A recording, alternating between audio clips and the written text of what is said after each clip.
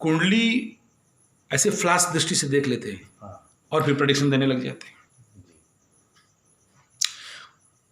अब तुम्हारा कुंडली को देखने के लिए मैं किस टाइम जोन पे हूं, मैं किस ओरिजिन पे हूं, तुम कुंडली दे दिया, फ्लैश आइज जिसको बोलते हैं, कैमरा का फ्लैश, खड़क, हाँ देख लिया, ये यहाँ इलाका 10 में शनि, नावा में शनि, यहाँ बैठा है, वो यहाँ बैठा है, हाँ ऐसा ऐसा होगा, और आगे चल के देखा कि नहीं हुआ। तुम्हें कोई बोल दे रहे अभी तो शुक्र महादशा, सब ठीक हो जाएगा, टेंशन मत लो, चिंता मत करो, वो गधा ज्योतिष तो बोल दिया, तुम बेफिक्र हो गए। आज की जनरल ज्योतिष इसी प्रकार लोगों को आज परेशान में डाल के रखे हैं। या तो डराएंगे या तो गधा बना देंगे। बहुत अच्छा बात कर रहे थे। हाँ, अच्छा, बहुत अच्छा बात बोलने से क्या होगा, पैसा मिलेगा। सही है। और खराब बोल दिए, डरोगे तो फिर 50,000 का पत्थर पहनो, 25,000 का छिलका पहनो, और क्या क्या करो, हवन ववन कराओ, रुद्राभिषेक कराओ। तो जो कि सही विश्लेषण वो अगर हो जाए एक बार कि अभी मेरे को तो बोल दिया गया कि शुक्र महादशा या गुरु महादशा आने वाला है, और कुंडली देख के बोला कि अच्छा प्लेसमेंट में है, केंद्र पे, त्रिकोण पे है, इसमें कोई बुरा ग्रह का दृष्टि भी नहीं है, अच्छा चलेगा। और जब दशा महादशा चलने लगा कि तुम देखा कि सब बेड़ा गर्क,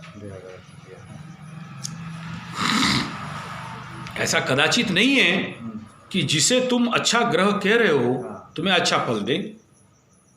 ये 9 ग्रह में से सबसे पवित्र, देवतुल्य, अच्छा, बुरा नुकसान नहीं करने वाला गुरु बृहस्पति या फिर शुक्र, उसके बाद में जोन में चंद्रमा और बुध आते हैं, क्योंकि स्थान विशेष में ये दोनों पापी हो जाते हैं या क्रूर हो जाते हैं। क्रूर तो नहीं होते, पापी हो जाते हैं।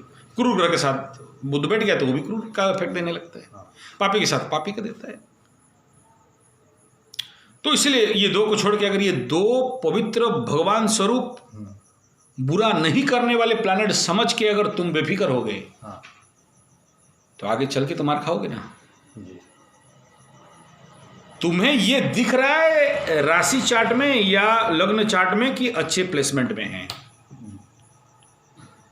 हैं तो, लेकिन कारक किसके हैं देखो जी। क्या मार्केस हैं, क्या मार्केस में बैठे हैं? अच्छा चलो यहां तक भी समझ में आया नहीं है। मार्केस मतलब क्या, मंगल? मार्केस मतलब मृत्यु का कवच, अच्छा, या मृत्यु तुल्य पीड़ा देने का कवच, अच्छा, या तुम्हारे जो टाइम जोन है वहां पर ब्रेक लगाने वाला कवच। अच्छा, ऐसा नहीं कि मार देगा। हाँ। लेकिन मैं ये ज्योतिष जगत में बहुत सारे लोगों को बृहस्पति में शुक्र अंतर्दशा में मरते हुए या शुक्र में बृहस्पति अंतर्दशा, मतलब जब 2 गुरु ऑस्पिशियस, दिव्य, बुरा नुकसान नहीं करने वाले प्लैनेट का दशा अंतर्दशा में विधवा होते हुए, मरते हुए देखा, अपमृत्यु होते हुए देखा। मैं चमत्कृत हूं। क्यों? उन्हें ये नहीं पता कि गुरु कहां बैठा, ये तो समझ में आ रहा है, दिख रहा है, लेकिन अगर नक्षत्र पद से गिन के जाओगे तो बद्ध जोन पे बैठा है। जन्म, संपद, विपद, खेम, प्रत्यारी, इस प्रकार के जब गिनती करके जाते हो, देखा कि ये बद्ध तारा में बैठा है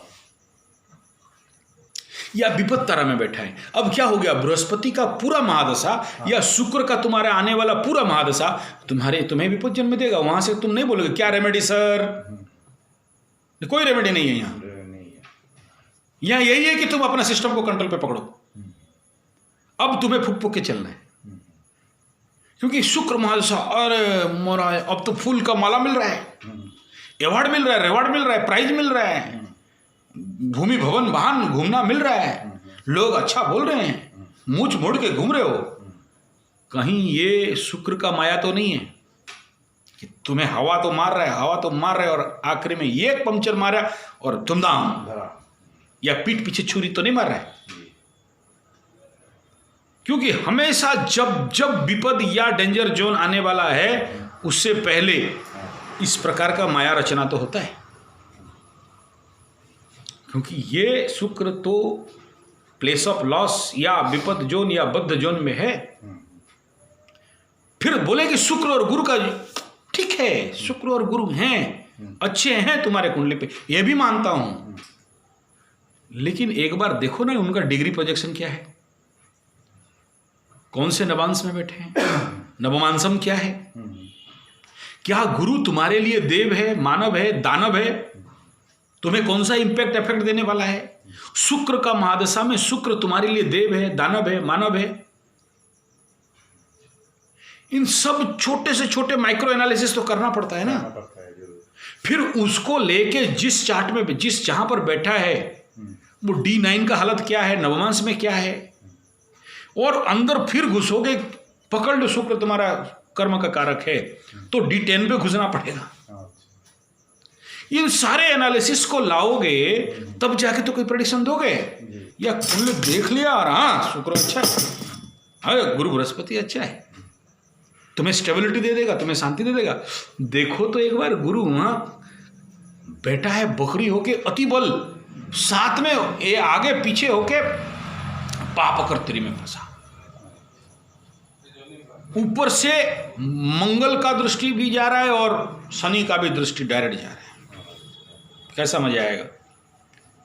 वो गुरु वहां तिलमिला रहा है, तो तुम्हें गुरु जैसे महादशा में बहुत अच्छा आशा कहां से करोगे।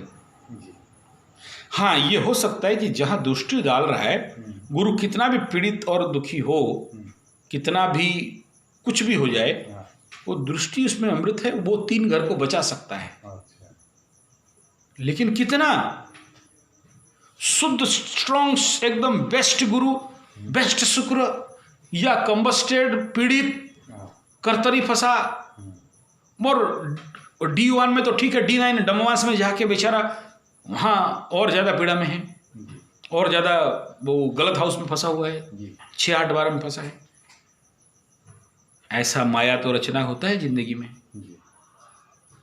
इसलिए कह रहा हूं कि राइट और बहुत राइट, और इसीलिए जब भी एस्ट्रोलॉजर के पास जाते हो भाई पूरा टाइम दो। इसमें एस्ट्रोलॉजी का कोई बहादुरी नहीं, ऐसा देखा और बोल दिया 5 मिनट 5-10 मिनट के बारे में, नो। मैं तुम्हारा कुंडली को 1 महीना 1.5 महीना 2 महीना से एनालिसिस किया, फिर ऑर्डर किया कि हाँ हो सकता है या नहीं हो सकता है, अंदर से अंदर तक जाके एनालिसिस किया। अब उसके लिए तो टाइम चाहिए, जरूर चाहिए। और ऐसा तो नहीं कि वो किताब देख दिया, ये ग्रह यहाँ बेटे, ये ग्रह तो यहाँ, बहुत सारे ज्योतिषों की किताब में लिखो, लो ज्योतिष, नहीं कंप्यूटर मार दिया निकला, नो। कंप्यूटर तुम्हारे प्लानिटरी पोजीशन को फील नहीं कर सकता, उसके पास जितना डाटा है उतना ही फीड करेगा, उतना निकाल के देगा। लेकिन वो ग्रह को फील करने के लिए, वो 9 ग्रहों को फील करना, अच्छा वो जो ग्रह हैं जिस नवांश में हैं, जो नक्षत्र के साथ बैठे हैं, उस नक्षत्र के साथ अमुक ग्रह का रिजल्ट इस समय क्या आने वाला है। दशा, अंतरदशा, सूक्ष्म दशा, प्राण दशा, ये विंशोत्तरी दशा के सारे दशाओं के साथ गोचर फल को लिंक करके, और तुम्हारे बार्थ चार्ट के नक्षत्र ग्रह के पोजीशन और राशि और हाउसेस का पोजीशन, कितना सारा चीज बात में रखने के बाद हमें एक चीज का प्रेडिक्शन देना। और तुम यहाँ देख लिया, षष्टम पे शुक्र बैठा है, अष्टम पे गुरु बृहस्पति बैठा है, और बेट दे देगा 1 मिनट में ही। महान ज्योतिष, बाबा इसको बोलते हैं अंधा ज्योतिष। टाइम लगता है, मैं जब टाइम दूंगा तो नेचुरली उसके लिए तो मुझे समय भी लगेगा। और दूसरा क्या है ना, मैं कब देख रहा हूं ये बड़ा मायने रखता है। बहुत बड़ा मायने रखता है जी। मैं रात को देख रहा हूं, दिन में देख रहा हूं, या जब मर्जी तब लाओ, हाँ ठीक है सुनो ऐसा होगा। अरे मैं जब, मेरा जो सबसे बेस्ट टाइम पीरियड होता है किसी को सुपर एनालिसिस करने के लिए, जब मैं अपना सुबह का 2 घंटा का ध्यान, जप, प्रार्थना, हवन करके ख़त्म करता हूं, उसके बाद ऐसे सीरियस कुंडलियों को रिसर्च करता हूं जिसका बहुत सीरियस मैटर है। और वो क्या क्या सीरियस मैटर हो सकते हैं बहुत सारे लोगों के, तब मैं वहां कुछ पेन चलाता हूं। और ऐसे कोई दिखा देता है नौटंकी करने के लिए, वाणी विलास, बुद्धि विलास, वो अलग है। मैं उनको बोलता हूँ देखो ये मेरा वाणी विलास चल रहा है, मैं अपना दिखा रहा हूँ ताकत, देख मैं कितना बड़ा ज्योतिष हूँ, मैं अपना घमंड दिखा रहा हूँ, मुझ का ताव मार रहा हूँ, ऐसा है, ये प्लैनेट यहाँ बैठा, ये हो जाएगा, ये हो सकता है, ये हो सकता है। लेकिन अभी जिस समय मैं अपना साधना तपस्या समापन करके निकला, मेरा माइंड जोन कुछ अलग है। यहाँ कंप्यूटर का डाटा और वो क्लासिकल टेक्स्ट और किताब का, वो ग्रह यहाँ बैठा है तो ऐसा होगा, वो ग्रह यहाँ बैठा है तो ऐसा हो सकता है, ये नहीं चलेगा यहाँ अभी। यहाँ तो अभी वो ध्यान पे चलेगा कि वो देख लिया शनि को और शनि बोल देना चाहिए मैं कैसा हूँ, क्या इफेक्ट दे सकता हूँ, मेरा क्या एनर्जी है, मेरा क्या पावर है, मैं इसको सुइटेबल हूँ या नहीं हूँ, मैं इसको विपद जन पे हूँ या अच्छे जन पे हूँ। वो सामने मेरा बैठा है जातक, वो और मेरे सामने वो कुंडली है। और फिर इन जैसे काली माँ के लिए मंत्र है, गणेश के लिए, दुर्गा के लिए, सबके लिए, तो नवग्रह का भी साधना मंत्र है। जब वो मंत्र सिद्ध हुआ होगा और 9 ग्रह सामने बैठे हैं, 28 नक्षत्र सामने बैठे हैं, 12 घर बैठे हुए हैं, 108 अंश खंड बैठा हुआ है, और जहाँ ऐसा एक दृष्टि गया वो तुम्हारे सबकॉन्शियस में खड़ाक करके आ जाएगा, ज्योमेट्री आ जाएगा। तो उसके लिए तो अब साधना चाहिए ना, उस मंत्र सिद्धि चाहिए ना। तुम पंचांगुली का भी जब साधना करते हो तो उसका सिद्धि करते हो तब ना पंचांगुली का हाथ देख के बोल देते हो। हाथ में क्या है, कुछ रेखा है, यहाँ तो ग्रह भी नहीं बैठा है। हाँ तुम बोल सकते हो बृहस्पति माउंटेन बहुत स्ट्रांग है, शनि माउंटेन दबा हुआ है, सूरज माउंटेन थोड़ा सा दबा है, यहाँ पर लाइन क्रॉस हो रहा है, ये लाइन यहाँ इसको छेद कर रहा है। इसमें क्या प्रेडिक्शन दे दोगे? जो किताब में लिखा है, जो पढ़े हो समुद्र विज्ञान में, उतना ही तो बोल पाओगे। समुद्र शास्त्र, हाँ, जो लिखा है वो तो उतना ही डाटा तुम्हारे कंप्यूटर में था, तुम्हारे में है। Is it enough? वो पंचांगुली का साधना अगर है तो वो तुम्हारा हाथ आंख में गया, सबकॉन्शियस पे गया, मंत्र का शक्ति यूज हुआ और फिर देखो निकलता है मुंह से। एक बात पूछो। हाँ यस। वो जो समुद्र शास्त्र है उसमें क्या सिर्फ मतलब ये पामिस्ट्री जो बोलता है हाथ देखना वही है? नहीं, बहुत का और भी बहुत कुछ है। अच्छा, मतलब जो आप बोल रहे हो कुंडली बनना, ग्रह वगैरह सब कुछ। यस, समुद्र विज्ञान एक भाषा विज्ञान है। वो लिमिट, जैसे पामिस्ट कीरो आए तो उसको लिमिट में रख दिए कि हाथ देखना है, हाथ का रेखाओं में ये रेखा ऐसा होगा तो ऐसा होगा, ऐसा होगा तो ऐसा होगा, और कुछ हिंदी राइटर भी हुए। तो ये जो साधना का शक्ति है, तपस्या का शक्ति है, और गहरा ज्ञान उसके अंदर, अध्ययन, नित्य निरंतर साधना, ये दोनों के उपरांत थर्ड एक और पार्ट निर्भर करता है कि तुम्हारा कुंडली में, वो ज्योतिष का कुंडली में, वो 8th हाउस गुप्त विज्ञान का हाउस भी उतना मजबूत होना चाहिए। वो परमिट करना चाहिए कि ये व्यक्ति कुंडली पे महारत और विशारद हासिल कर सकता है। जी, अगर नहीं है तो चाहे आप जितना भी प्रयास क्यों ना करो। ये थर्ड के बाद एक फोर्थ एस्पेक्ट है जहां गुरु तुम्हें आदेश दिया हुआ हो। तो इतना सारा चीज को कॉन्साइड करोगे और तब तुम यहां एनालिसिस करोगे। नहीं तो डाटा का कोई कमी नहीं है। डाटा के अनुसार अगर हो जाता तो बहुत कुछ कुंडली वाले कर देते, और जिसका परिणाम आज लोगों के साथ ज्योतिष विद्या बदनाम है। या तो डराने का काम चल रहा है या तो तेल मालिश का काम चल रहा है।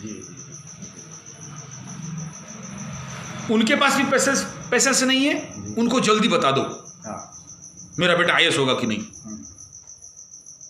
मेरा बेटा डॉक्टर होगा कि नहीं। अरे तेरा बेटा तो एरोप्लेन में आकाश में उड़ने के लिए जन्म हुआ है, तुम उसको डॉक्टर बनाने के लिए लगे हो। मैं कह रहा हूं ना, ये अरबपति बनने वाला है, तुम 1000 रुपया कमाएगा नहीं, महीना पूछ रहे हो। नहीं, हम ऐसा चाहते। तुम चाहने से धरती पलटी होता है, तेरे चाहने से क्या होता है, सूरज उगता है। तो ये जो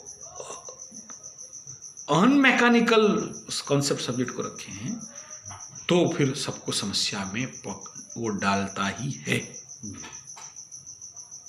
इसलिए सही एनालिसिस करना, इन धाराओं से एनालिसिस करना कुंडली को, और उसके बाद निर्णय लेना, या मैं इस साधना क्षेत्र पे जो आया हूँ, जो भी ये भक्ति मार्ग साधना हो, कर्म योग, ज्ञान योग, राजयोग, गुरुकुल का साधना, गौ माता के साधना, जो जो पंचगव्य, नेचुरोपैथी, एक्यूप्रेशर, सिद्ध विज्ञान, या एनी पाथ, उसके लिए मेरा दशा, अंतरदशा, कुंडली, प्लानिटरी पोजीशन, नक्षत्र पद, नवमांस, मैं खुद, ये सबको मिला के मेरा ऊर्जा कितना कितना कितना सपोर्ट कर रहा है या नहीं कर रहा है।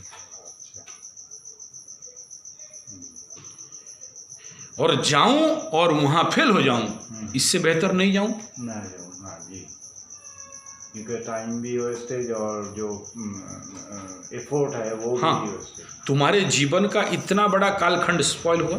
जी, क्योंकि बहुत से लोग पछताते हुए देखा हूं। मैं उनको ये बोला कि तुम जो डिसीजन लेने का टाइम था वो गलत टाइम पे, राहु महादशा चल रहा है, तुम देख रहे हो कि छलिया है, चल रहा है, और इस समय तुमने ये निर्णय लिया, ये समय निर्णय लेने का नहीं है।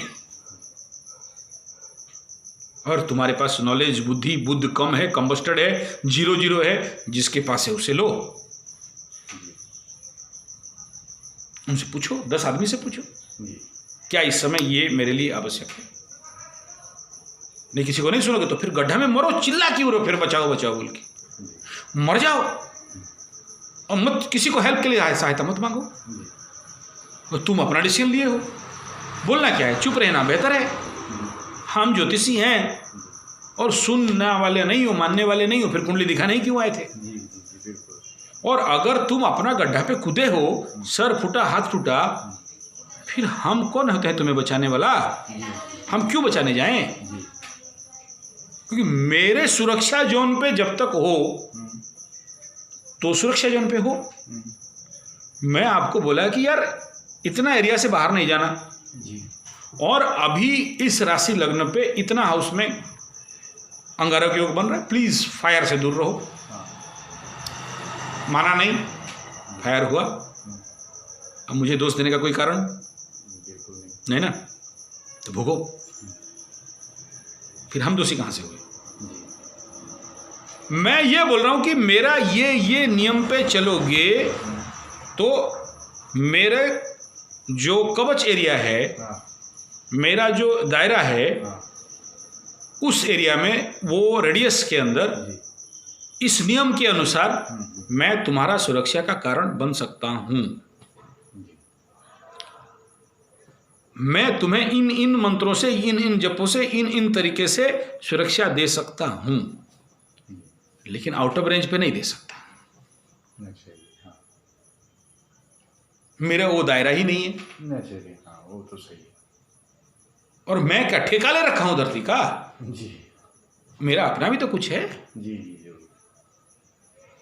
इसी क्षेत्र के लिए, और उससे ज्यादा नहीं। सही निर्णय, सोच समझ के कुंडली का विश्लेषण, और निर्णय स्ट्रांग ले लिया तो फिर बैक नहीं, फिर जो होगा देखा जाएगा। बैक आने का विषय नहीं। पचगुंचा नहीं बीरो जातके, नौ पड़ाए से हु पुराण आतंकी, और ज्यादा कुछ नहीं। अगर विपोत जन पे शुक्र या बृहस्पति है तो है, क्या करोगे? ग्रह को हटा के दूसरा जगह में ले लो? नहीं। अब जब तुम्हें पता चल गया, क्योंकि ज्योतिष विद्या क्या है ना, जानकारी ही सुरक्षा है। मैं अगर जान लिया कि मेरा अभी शुक्र महादशा आने वाला है और मेरा शुक्र विपद जन पे बैठा है, संपत्ति जन में अगर बैठा तो संपत्ति देता, प्रत्यारी में बैठा है या क्षमा में बैठा है, क्षमा में बैठा तो कल्याण करता, पत्रे बैठे तो चमेला करता। जन्म में बैठा है या संपद में बैठा है, संपद में बैठा है तो अमार संपत्ति देगा। अति मित्र में बैठा है तो और बढ़िया हो गया, मित्र में बैठा और बढ़िया हो गया। लेकिन विपद जन में बैठा है ना, तो शुक्र ऑस्पिशियस होने के बाद, दिव्य होने के बाद, पवित्र होने के बाद, बढ़िया होने के बाद, सौम्य ग्रह होने के बाद भी उस सौम्यता के साथ मुझे विपद या बद्ध में है तो मृत्यु तुल्य या मृत्यु तक ले सकता है। अब मुझे क्या करना चाहिए?